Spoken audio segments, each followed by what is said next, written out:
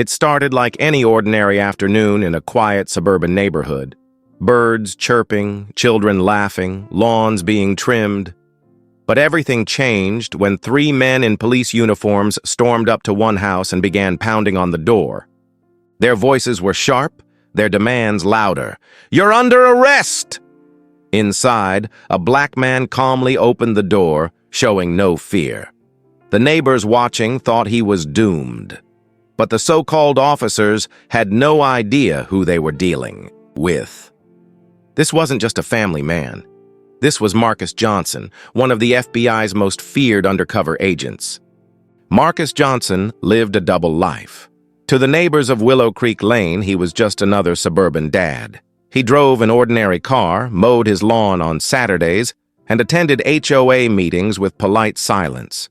His wife, Angela, was warm and friendly. His kids full of energy. If you passed their house, you'd never suspect anything unusual. But Marcus was no ordinary man. For over 15 years, he had been an undercover agent with the FBI.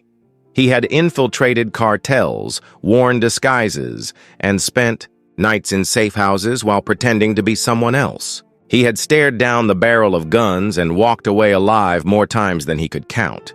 His job was dangerous, exhausting, and lonely. That's why Willow Creek was supposed to be his sanctuary. He had chosen it carefully. Quiet streets, good. Schools, safe playgrounds.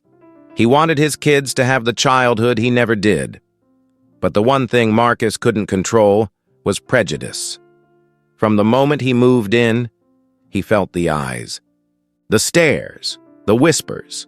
The HOA president, Richard Collins, seemed especially watchful. Every week there was a new complaint. Marcus's trash bins were out too long. His fence was an inch too high.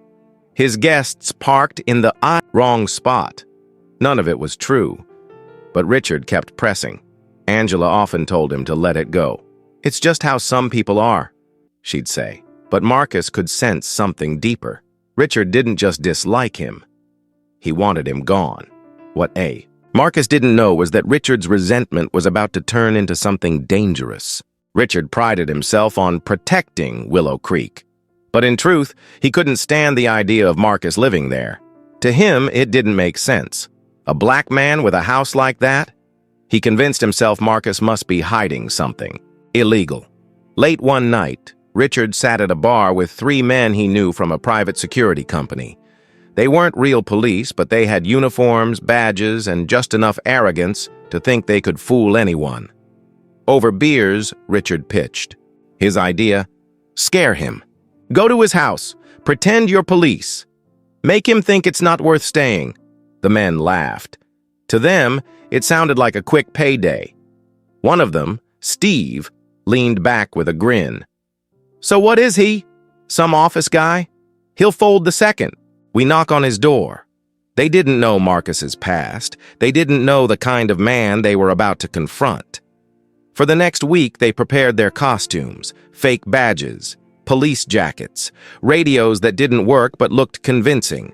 They practiced their arrest lines, ready to intimidate. Meanwhile, Marcus was living life as normal. He coached his son's little league team. He helped his daughter with homework. He grilled in the backyard. He had no idea three imposters were planning to storm his home. Then came Saturday. A black SUV rolled into Willow Creek and stopped outside Marcus's house. Richard parked nearby, eager to watch his plan unfold. The imposters stepped out, adjusted their uniforms, and marched up the driveway. Neighbors paused. Some watched nervously. Others pulled out their phones to record. The men pounded on Marcus's door. "Police! Open up! You're under arrest!" Inside, Angela froze. The kids stared wide-eyed. But Marcus stood up slowly. His face didn't show fear. He told his family, "Stay in the back." And then he opened the door. The imposters squared their shoulders, trying to look official. "You're under arrest for illegal activity," one barked, flashing a fake badge. "We've had reports of drug trafficking," another added, voice full of false authority. Marcus studied them. He noticed everything. The way their badges didn't catch the light like real ones, the nervous twitch in their hands, the cheap stitching on their uniforms. He didn't panic. Instead, he gave them a small smile. "You boys done rehearsing?" The eyed imposters blinked. For a moment, they didn't know how to respond. "You think this is funny?" Steve snapped. "Step outside now or we'll take you by force." Marcus leaned casually against the doorframe. His calmness unsettled them. "Tell me," he said softly. "Which department did you say you're from?" "Metro Police," one replied quickly. Marcus chuckled. "Interesting, because Metro Police doesn't exist in this county. But you wouldn't know that, because you're not police, are you?" The imposters exchanged nervous glances. Richard, watching from his car, shifted uncomfortably. This wasn't going the way he'd imagined. Marcus's smile faded. His voice dropped, cold and steady. "You made 3 mistakes today. 1, you came to my house. 2, you threatened my family. And 3, you forgot to check who I really am." He reached into his pocket slowly. The imposters stiffened, thinking he was going for a weapon. But what he pulled out wasn't a gun. It was a badge. A real one. Heavy, shining, impossible to fake. "Special Agent Marcus Johnson," he said clearly. "Federal Bureau of Investigation. Isa the way." Imposters froze. Their fake confidence evaporated. Marcus continued, his tone sharp. "You are under arrest for impersonating law enforcement, harassment, and conspiracy to commit a hate crime. And trust me, those charges carry weight." Before they could react, Marcus gave a subtle hand signal. Within seconds, unmarked cars rolled into the neighborhood. Real FBI agents emerged, weapons drawn, shouting commands. The imposters dropped to the ground, stunned and terrified. Richard's face drained of color as he realized the truth. The neighbors who had been watching with suspicion now stared in shock. The quiet man at the end of the street wasn't just some ordinary neighbor.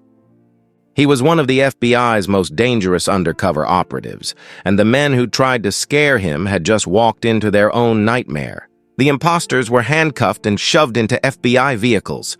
Richard tried to sneak away, but Marcus stopped him. "Going somewhere?" Marcus asked coldly. Richard stammered. I didn't know they'd..." Marcus cut him off. "Save it. You set this up. You thought you could intimidate me because of my skin color. Now you'll answer to federal charges, too."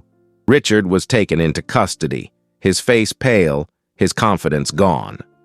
The neighbors whispered among themselves, some ashamed they had doubted Marcus. Others relieved justice was being served. Angela came to the doorway, her children clinging to her side. Marcus walked over, knelt down, and reassured them softly. "It's over. You're safe." That night, as calm returned to Willow Creek, Marcus sat quietly in his living room. Angela asked him how he managed to stay so calm in the face of such hatred. He looked at her and said, "I've faced terrorists, cartels, killers, but the hardest battle is right here at home, fighting prejudice in a place that's supposed to be safe. But today proved something. No matter how deep the hate runs, justice will always rise." In the days that followed, the story spread across the community. Neighbors who had once doubted Marcus now approached him with respect. Some apologized for their silence. Others thanked him for his service. The imposters faced federal prison. Time. Richard lost everything: his position, his reputation, his freedom, and Marcus went back to mowing his lawn, coaching his son's team, and being the quiet neighbor. Now, everyone knew who he really was. The lesson was clear. Racism, hatred, and intimidation will never triumph. Those who act out of prejudice will always be exposed, because behind every target of hate, there may be a warrior of justice.